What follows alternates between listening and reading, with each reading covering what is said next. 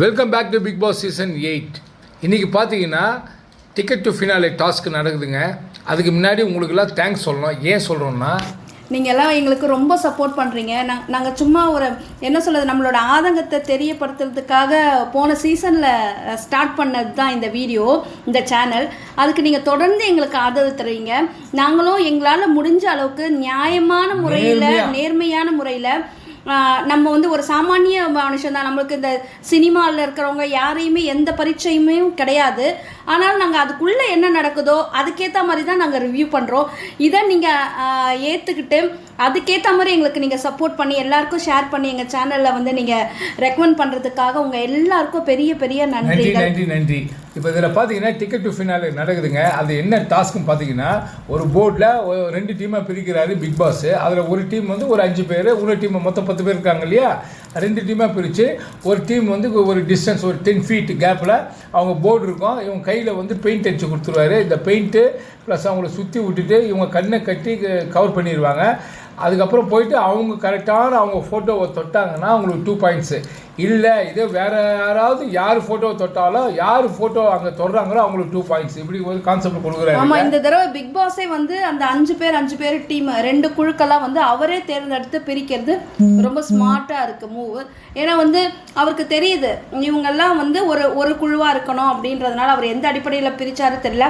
ஆனால் ரொம்ப நீட்டாக இருந்தது. கச்சாமுச்சா அப்படி ஒரு சண்டை அது மாதிரிலாம் இல்லாமல் ரொம்ப அழகாக பண்ணாங்க. ஸோ இப்படி பார்த்தீங்கன்னா அருண், தீபக், மஞ்சரி, ஜாக்லின், முத்து இவங்க ஒரு டீமும், மற்றவங்க வந்து பார்த்தீங்கன்னா ரயான், ராணவ், சௌந்தர்யா, பவித்ரா அண்ட் விஷால் இவங்க ஒரு டீமாகவும் வந்து வேலை பார்க்குறாங்க. இதில் பார்த்தீங்கன்னா இந்த ஃபஸ்ட்டு டீம் வந்து அருண் டீமு. அவங்க வந்து கண்ணை கட்டி விடுவாங்க. எல்லாமே கண்ணை கட்டி எதுவுமே தெரியக்கூடாதுன்னு கையில் பெயிண்ட் அடிச்சுட்டு எதிர்க்க அவங்க ஃபோட்டோவை தொடணுங்க.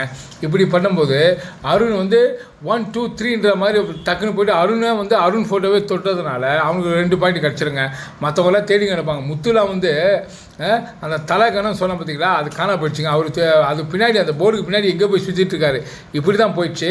அதில் பார்த்தீங்கன்னா ஃபைனலாக ஃபஸ்ட்டு யார் வந்து டச் பண்ணுறாங்களோ அந்த போர்டை, யார் மார்க் பண்ணுறாங்களோ அவங்களுக்கு தான் பாயிண்ட்டு. அதில் பார்த்தீங்கன்னா அருணுக்கு வந்து 2 பாயிண்ட் கொடுத்துட்றாரு.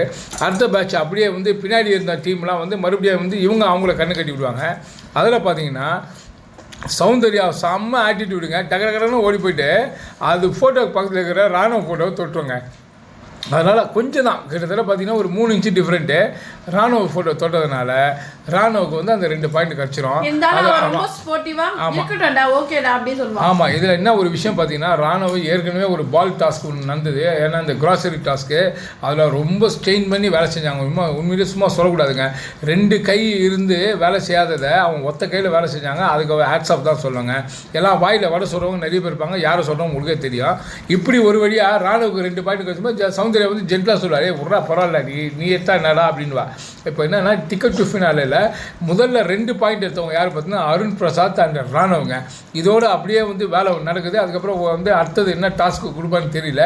இதில் பார்த்தீங்கன்னா பின்னாடி பேக் ஸ்டாப்பிங் வந்து நிறைய பேர் பேசிகிட்டு இருக்காங்க. இதில் வந்து அருண் கண்டிப்பாக வருவாருன்றது நம்ம எல்லாமே விருப்பப்பட்டோம். அதையே தான் நினச்சோம். நீங்கள்லாம் யார் ஃபஸ்ட்டு வந்து அதை வந்திருப்பா அப்படின்றத கமெண்ட்ஸில் தெரியப்படுத்துங்க. இந்த வீடியோ உங்களுக்கு கண்டிப்பாக பிடிச்சிருக்கும்னு நினைக்கிறேன். பிடிச்சிருந்தா லைக் பண்ணுங்கள், கமெண்ட் பண்ணுங்கள், ஷேர் பண்ணுங்கள், சப்ஸ்கிரைப் பண்ணுங்கள். தேங்க்யூ.